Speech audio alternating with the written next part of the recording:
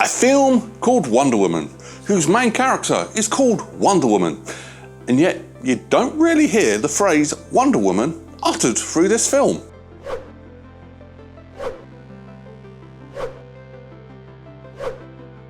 Wonder Woman 1984, also abbreviated as WW84, which I'm sure is harder to say, is a 2020 American superhero film based on DC Comics character Wonder Woman. The film is set in 1984, obviously, during the Cold War, and it follows Diana as her past love, Steve Trevor, comes back to life. However, the means that he's come back to life, a stone, has been stolen by Maxwell Lord, who is giving wishes to everybody, and Steve and Diana must make the ultimate sacrifice to try and save the world. When the film was released, it got mixed reviews compared to the original film. So what was wrong with the film? Well, here we go. Let's talk about 10 things wrong with Wonder Woman 1984. Number 10, childhood. So this is the fourth outing for Gal Gadot's version of Wonder Woman, and she does do a good job. However, it is also the third time we have seen her childhood. The only film we didn't see her childhood was in Batman v Superman. Yes, that film did something right, but all the other outings, you have Wonder Woman, we have her flashbacks. Now that was an origin story, that was fine. Justice League, we had flashbacks again to her childhood. Why? Why did we need it? And then same again, we've got it again in this film. We don't need it. We've seen her childhood. We don't need to be seeing her childhood every single film. If we do a third film, no childhood, please. Number 9, time between films. So the first film is set during the latter stages of World War I, and this film obviously is set in 1984. Why? I think Stranger Things has something to do with that because they have made the 80s look cool. Okay, it worked in Stranger Things, but you've got a 70-year age gap between these two films. You've got World War II. Bizarrely enough, that's where Wonder Woman started off, so you could have had some adventures in World War II. You could have had the swinging 60s. That would have been fun. That would have been 50 years, and I probably still moaned, but it wouldn't have been as bad as 70 years.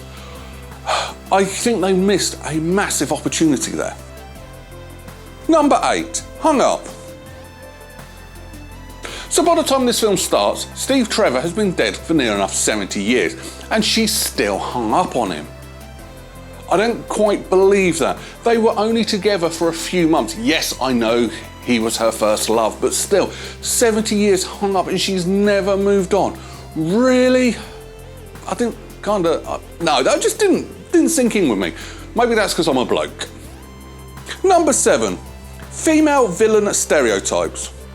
You would think with Patty Jenkins behind the helm, the woman who is behind any empowering female film would do something different with a female villain, but she doesn't.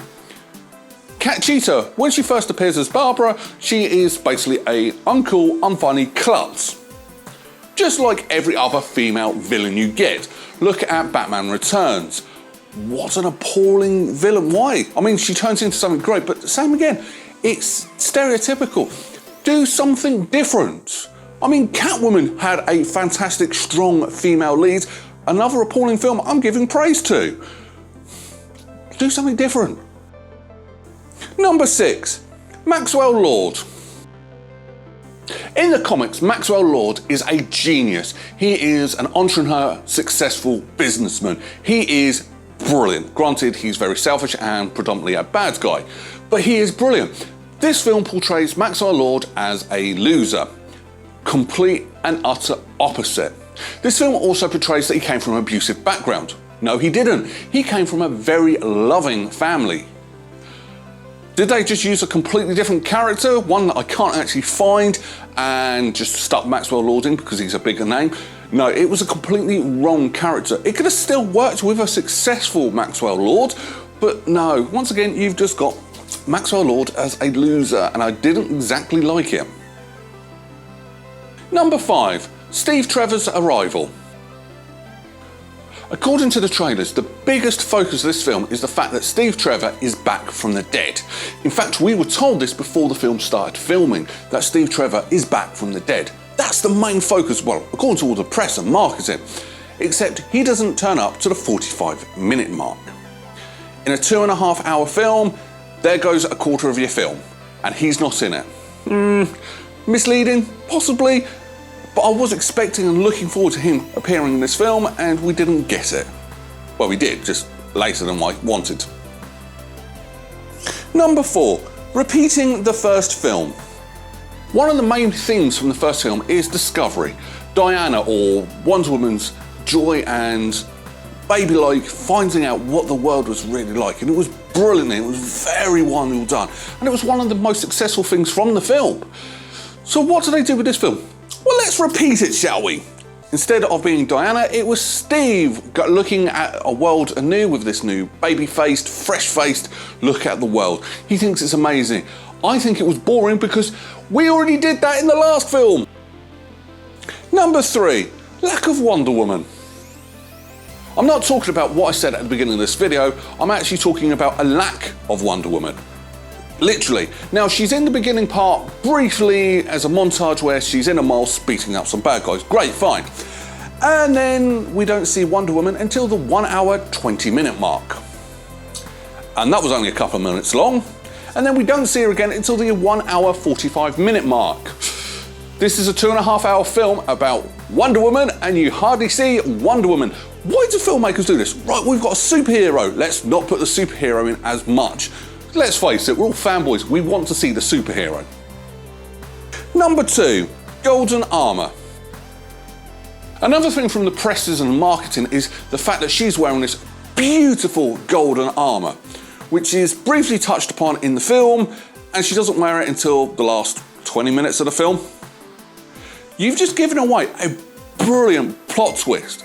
It would have worked, it would have been fantastic, but the fact that you actually stuck it in the posters and in the trailers, rather than letting it develop naturally and us as audience thinking, wow, that's amazing, we were like, oh, it took that long? No, stop giving us too much in trailers, please. Number 1, endings. Now this is actually a 2 for 1 because there's 2 things about the ending I'm not really happy with. First of all, the final fight between Wonder Woman and Maxwell Lord. What fight? Especially as he's actually absorbing all this energy saying, I want your health. So he's pretty much immortal, he can heal just like that. I would have liked to have seen a fight between him and Wonder Woman. That would have been great. And then go on to how she defeats him by talking to the rest of the world. But yeah, at least show us some of the power that he actually got. That would have been amazing. But also the final scene, as much as it was nice, it didn't really, I don't know, it just didn't pay off anything. Now, she's come to terms with Steve's death, finally after 70 years. She's flirting with the bloke who Steve's inhabited his body. That was a bit weird. And then that was it. Now, we had a brief scene that Maxwell Lord reunited with his son, okay, but what happened with Barbara? Does she go back to being nice? Does she redo her friendship with Diana? I mean, that was put throughout the film, that Diana wanted to be friends with this woman, and there was no payoff to it. And yeah, the ending was missing a lot. Final thoughts. So here we go, my actual thoughts and review of the film. The film itself is actually okay. It's very beautifully done, and the music, once again, is absolutely phenomenal. But I don't know, it was a very stereotypical superhero film. There was nothing to it. Now, normally I am a fan of keeping things simple if it's done right. Now, this was kept simple and not done right. The first hour of this film could have been condensed so much shorter, making it from a 2.5 hour film to a 2 hour film. It would have worked a little bit better, and you could have kept the simpleness and it would have worked. But you made it too in-depth for something simple, and it did feel like it was missing something. Now, when it comes to the casting, Pedro, who plays Maxwell Lord, he's brilliant as the Mandalorian, he was brilliant in Game of Thrones. I don't know, there was something just not quite charming and charismatic about his performance as Maxwell Lord. I didn't quite buy into it. He's a brilliant actor, but I don't think this wasn't the best of his abilities in this role. Another person, Kristen Wiig. Now, Kristen Wiig is always in these slapstick comedies where it's all OTT, and it's something that I'm not a big fan of. So when I heard that she had been cast and playing Cheetah, I was like, I'm not really convinced about this. But you know what? She pulled it out of the park. Kudos to the casting director for giving her the opportunity to actually really act, and she knocked it out of the park, and she was credible, and a credible threat, and a believable threat as well. Not something I personally could have seen Kristen Wiig actually doing. Hopefully this will actually give her some better roles in the future, and we don't see her in slapstick comedies every 5 seconds. But yeah, overall, there was just something missing with the film. It's beautifully done, just something not quite right there. So I'm actually going to give this a 6. 6 out of 10 berries. I'm going to get slated for this, aren't I? If you hate me for it, please put your rating in the comments below. Don't just say you're wrong or this is a good film. Put your ratings. If you want to get in touch with me, just search for @Berryman81. I'm on Facebook, I'm on Twitter, I'm on TikTok. I don't really do that much film stuff over on TikTok. But other than that, I haven't decided what film I'm doing next week, so come back next week to find out 10 things wrong with another film. Take care. Bye-bye.